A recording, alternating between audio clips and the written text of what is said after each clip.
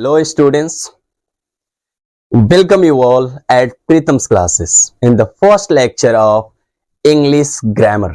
जी हाँ, आप किसी भी बोर्ड के स्टूडेंट्स हैं, किसी भी क्लास के स्टूडेंट्स हैं, किसी भी कंपटीशन की तैयारी करते हैं या किसी भी क्लास में पढ़ते हैं और अंग्रेजी सही सही लिखना और बोलना चाहते हैं, तो वह इंग्लिश ग्रामर के बिना संभव नहीं है।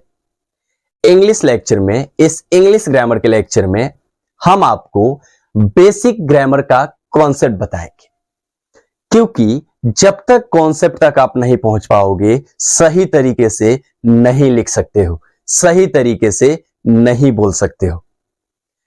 उसके बाद हम आगे जाएंगे और आने वाले कुछ लेक्चर के बाद स्पोकन इंग्लिश का भी डिस्कशन करेंगे, कैसे बोलें।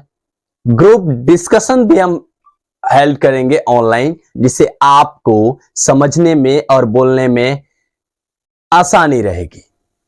लेकिन इन सब के लिए हमें पढ़ना होगा हमारे बेसिक ग्रामर को। हमारा ये पहला लेक्चर है और इसमें हम आपको बताएंगे इंग्लिश ग्रामर का बेसिक कॉन्सेप्ट। ये आप सबके लिए है, चाहे आप किसी भी बोर्ड में पढ़ते हैं, चाहे किसी भी क्लास में पढ़ते हैं, चाहे कहीं किसी कंपटीशन की तैयारी करते हैं, या आप बेसिक चीजों को समझना चाहते हैं, या तो आप लर्नर हैं, एक बेहतर स्पीकर बनना चाहते हैं। हम सबको पता है कि इंग्लिश का सबसे छोटा टुकड़ा जो होता है, सबसे छोटे टुकड़े को हम अल्फाबेट बोलते हैं, वर्णमाला। जी हां, आप सबको पता है ये होता है ABCD, A to Z। ये पहला पावदान है, इसे छोटा अंग्रेजी को नहीं किया जा सकता है। दूसरे स्टेप में ये जो छोटा छोटा आप मैंने बताया अल्फाबेट ABCD करके, तो इसी को मिला के और उसका हम कुछ मीनिंग निकालते हैं, तो वह कहलाता है वर्ड, शब्द। नहीं समझ में आया, एग्जाम्पल से समझते हैं। सपोज करिए ABCD से हमने P ले लिया, L ले लिया, A ले लिया, Y ले लिया, ये बन गया प्ले, और इसका कुछ मतलब भी होता है, मतलब खेलना होता है, तो ये एक कहलाएगा वर्ड। उसी तरीके से अगर हमने L ले लिया, O ले लिया, फिर से O ले लिया, K ले लिया, ये बन गया लुक, इसका मतलब होता है देखना। इसी तरीके से हमने ले लिया B ले लिया, O ले लिया, O ले लिया, K ले लिया, इसका मतलब होता है बुक, मतलब किताब। ये तो समझ में आया। अल्फाबेट ABCD को मिला के हम जो बनाते हैं, जो सेंटेंस बनाते हैं, उसका कुछ अर्थ निकलता है, वह कहलाता है वर्ड। लेकिन यहां तक तो आप सबको समझ में आता है। सबसे प्रॉब्लम जानते हैं कहां होता है? इसका नामकरण करने में बच्चे कंफ्यूज हो जाते हैं। मास्टर क्लास में आके पढ़ाते हैं कि बेटा बुक जो पढ़ा ना वो नाउन है, और लुक जो पढ़ा वो वर्ब है। अब बच्चा यही कंफ्यूज कर जाता है। तो इसके लिए हम इस वर्ड को पहचानने की कोशिश करेंगे, और इसे पहचानने के लिए हमें इसका करना होगा नामकरण। आपके घर में बच्चा होता है, उसे पहचानने के लिए नामकरण करते हो ना, हर किसी के घर में किया जाता है। उसी तरीके से इस वर्ड को पहचानने के लिए हमें करना होगा नामकरण। और नामकरण कैसे किया गया है, इसे हमें सीखना होगा, और इसे सीखने के लिए पढ़ना होगा पार्ट्स ऑफ स्पीच। जी हां, पार्ट्स ऑफ स्पीच के पढ़ने का मेन मकसद यह है कि जो अल्फाबेट ABCD को मिला के वर्ड बनता है ना, उसका नामकरण कर पाए, उसको पहचान पाए कि किसका क्या नाम है। पार्ट्स ऑफ स्पीच 8 होता है, आप सबको पता है। मैं एक बार नाम आपको याद दिला देता हूं। नाउन, संज्ञा। नंबर 2 प्रोनाउन, मतलब सर्वनाम। नंबर 3 एडजेक्टिव, मतलब विशेषण। नंबर 4 वर्ब, मतलब क्रिया। नंबर 5 एडवर्ब, मतलब क्रिया विशेषण। नंबर 6 प्रीपोजिशन, मतलब संबंध बोधक अव्यय। नहीं समझ में आए तो संबंध जोड़ने वाला। उसके बाद आपका 7वां हो जाएगा कंजंक्शन, मतलब इसे हम बोलते हैं समुच्चय बोधक अव्यय। हम एक एक करके समझाएंगे, हिंदी थोड़ा टफ है, शायद समझ में ना आए। और लास्ट होता है इंटरजेक्शन, विस्मयादि बोधक अव्यय। ये आपको पता है, शायद आपको इसका डेफिनेशन भी याद होगा। आप लेकिन डेफिनेशन याद होने के बाद भी अगर आप वर्ड आइडेंटिफाई नहीं कर पा रहे हैं, मतलब आपका रट्टा मारना बेकार है। जी हां, और हर सॉल्यूशन रट्टा मारने से नहीं आता है। बेहतर होता है कि आप कहीं भी पढ़ाई कर रहे हो, किसी भी लेक्चर को देख रहे हो, तो कॉन्सेप्ट को समझो, कॉन्सेप्ट के जड़ तक जाओ, समझने की कोशिश करो। तो आइए इसे हम समझने की कोशिश करते हैं। हमारा पहला है नाउन, जिसका हिंदी होता है संज्ञा, और आप सबको इसका डेफिनेशन पूरा याद है, ये मुझे पता है, लेकिन हम यहां आपको रटाने नहीं आए हैं, याद कराने नहीं आए हैं। ये बेसिक लेक्चर है, सिर्फ समझाने आए हैं। और जब डीपली क्लासेज भी पढ़ेंगे ना, तो वहां भी आपको हम रट्टा मरवाने नहीं जा रहे। हाँ, कुछ बेसिक चीज जो आपको लगता है कि मुझे याद करनी चाहिए, मतलब जो समझ से बाहर है, कुछ रूल्स होते हैं, वो आप करिए, लेकिन बेसिक कॉन्सेप्ट को नहीं समझिएगा तो रट्टा मारने के बाद भी कोई फायदा नहीं होने वाला है। हां, आइए समझते हैं।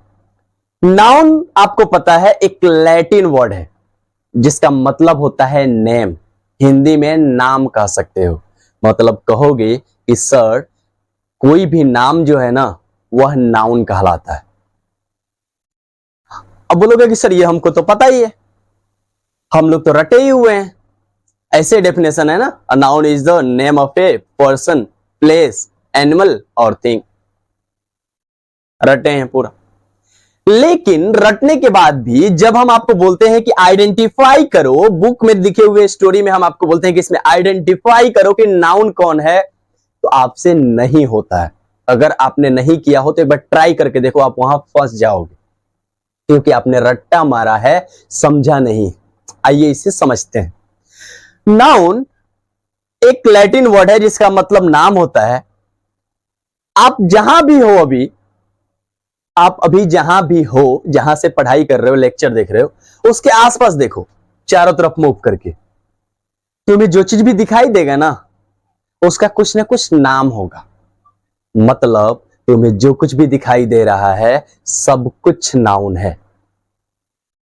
मतलब दुनिया में किसी भी चीज का नाम हो, चाहे वो किसी इंसान का नाम हो, किसी जानवर का नाम हो, किसी स्थान का नाम हो, या किसी वस्तु का नाम हो, सब नाउन कहलाता है।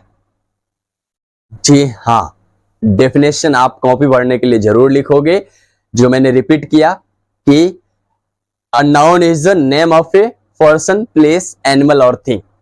आप रटते आ रहे हो, आपको होगा भी याद। किसी भी वस्तु, व्यक्ति, स्थान तथा जानवर के नाम को संज्ञा कहते हैं।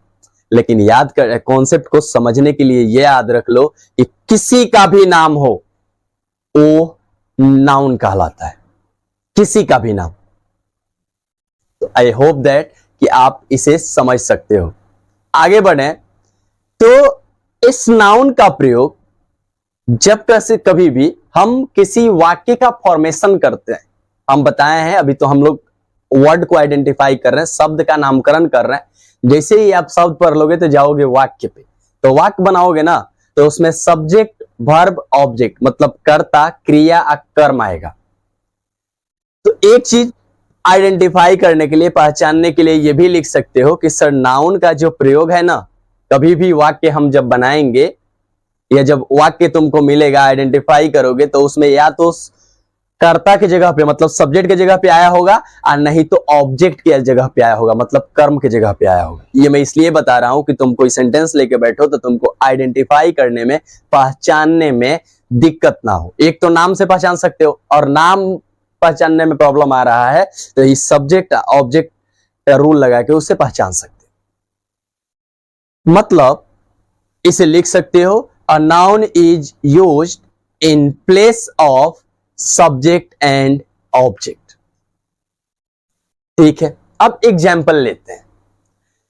अब हम आपको एग्जाम्पल देंगे कि नाम अगर पर्सन का हो तो क्या क्या हो सकता है। तो पर्सन मेल और फीमेल दोनों को बोलते हैं, मतलब आपको पता है, पुरुष और स्त्री दोनों होता है। तो पर्सन के नाम में आप 10 एग्जाम्पल लिख लो, अपने से शुरू करो।